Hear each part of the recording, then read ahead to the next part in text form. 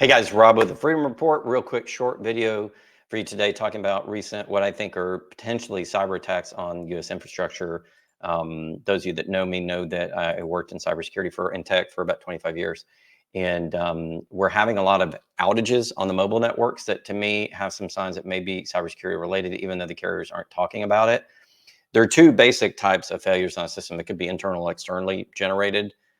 Internally, I've seen telecom systems go down because of bad change management, putting things into the network which caused issues, which didn't follow proper protocol and procedure to make sure it was done correctly. I had a project around that about 5 years ago with one of the nation's top 5 telecoms, which I had to do basically audit research and go fix the problem.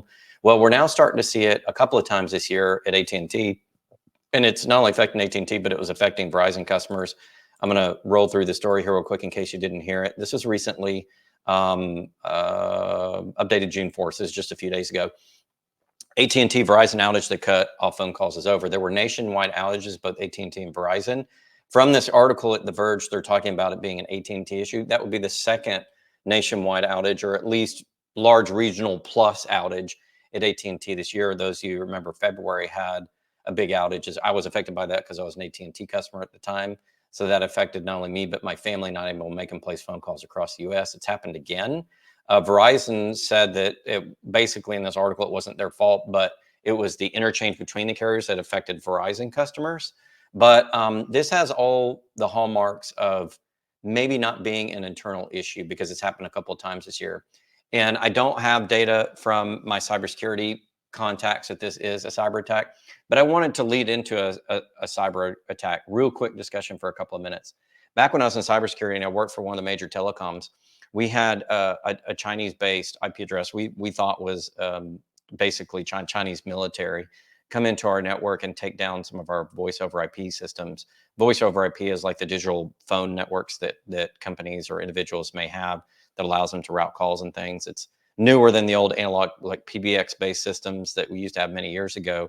Voice over IP is like the new standard for essentially how companies can connect digitally with their phone systems.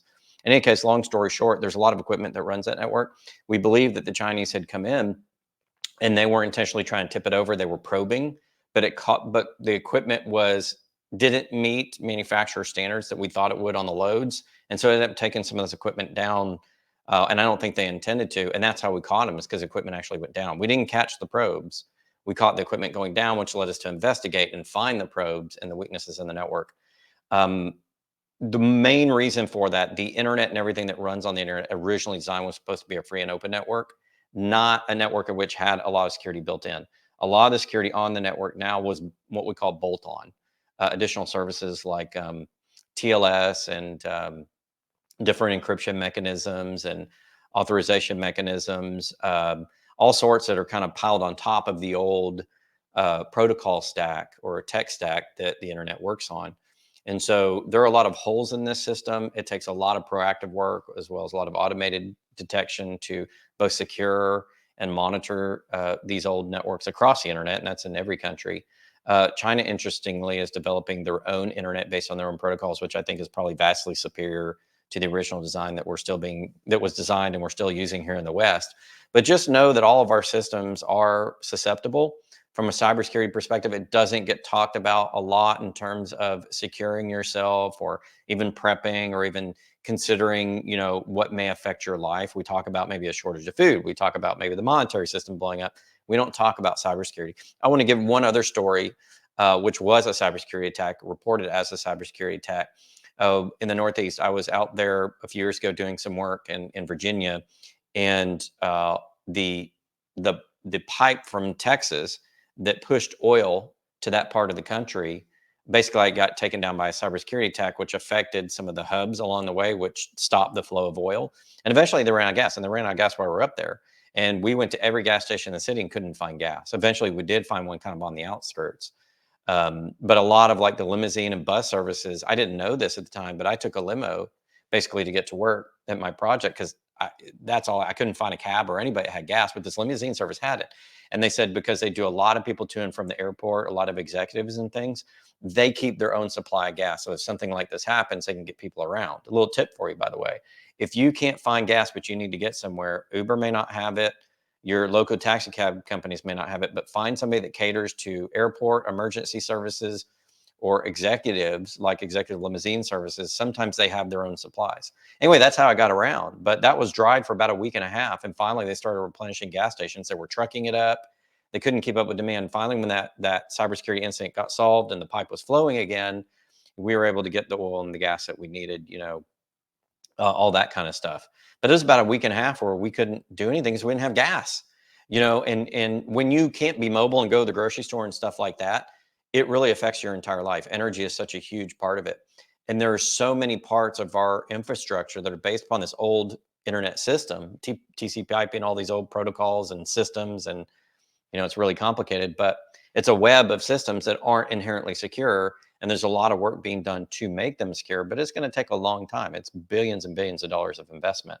So just know that cybersecurity is a huge issue, that if China or Russia or any adversary, even somebody in the US who's belligerent, maybe not even a terrorist, maybe somebody's just unhappy with something that has cyber skills, can take down parts of the grid, the electrical grid. They can take out banks. When I used to work in the banking sector, that is the most attacked sector, along with education, interestingly, for cybersecurity attacks, or at least it was for years and years when I was going to conferences and looking at that data. So it can affect everything. So cybersecurity is definitely something in your own life that you want to prepare for. Real quickly, my recommendations: just make sure you have food, water, those types of things, at least 3 days, but ideally 30 or more days in case something happens. We saw supply chain issues, after we did the shutdowns in 2020. We saw, we couldn't get toilet paper and things like that. But also cybersecurity issues are starting to become more prevalent. There's been a cyber war going on for 30 years, a lot of that's very silent in the background that people don't see, because it's not a missile, it's not somebody with a gun, it's gone in the background. But this war's been going, as soon as we turned on the internet, there's been a cyber war, and the data supports that. So it's never going away. It is definitely an aspect of a international third world war, if you will, in cyberspace. And it can affect everything. It can take out your bank account, it can block goods, it can turn off the oil, it could do a ton of things. It could cut your electricity. So just be prepared for that. Maybe have a little bit of cash on hand at home. You do what you want to do, but precious metals are a big part of that. And for that point, we still do precious metal sales. We do it by appointment and by private chat only. We no longer do the online store, but we still have access to all the inventory we had before. I can definitely have it shipped anywhere in the US or meet you locally. This is a shortcut link to my sign up form that we've had, since we started the business. And also the long link is down in the description for each video. If you guys are interested, sign up there and I'll call you and see, how we can help you get signed up for precious metals deals. So that's definitely there if you guys are interested. And that's going to wrap up this short. Just wanted to talk about cybersecurity and the potential implications of it, give you a couple of examples. It would not surprise me if we ever go to a really deep Cold War or even regional hot war, because of all the stuff that's going on in the world, that the US gets attacked over and over and over again. And the things that you take for granted every day, your food, your water, your electricity, your transportation, your bank account, your credit cards, even crypto networks and crypto exchanges, if you don't have anything on your cold wallet and have a way to get it to people off grid, those can be big, big issues. And the best way to deal with that is to have supplies that you need, have a little bucket of cash, have some gold and silver, have alternative ways of transacting, and make sure you build a protective cocoon around yourself. And don't underestimate the power of cybersecurity going forward. That war has been going on, raging. If I showed you a map of all the attacks, it would astound you. There are billions every day internationally. And it just takes one to really throw a monkey wrench into this very fragile internet-based economy and online-based economy, digital economy that we have now. It's really not as secure as you think. Please don't take it for granted. Heed my warnings here. Hopefully you guys never have issues with it, but I wanted to do a video. This is gonna be about 10 minutes. It's the longer of the shorts, but I really wanted to emphasize it. Prepare yourself for this. It needs to be talked about more. Thankfully I have a background in that and I can speak intelligently to what's going on there.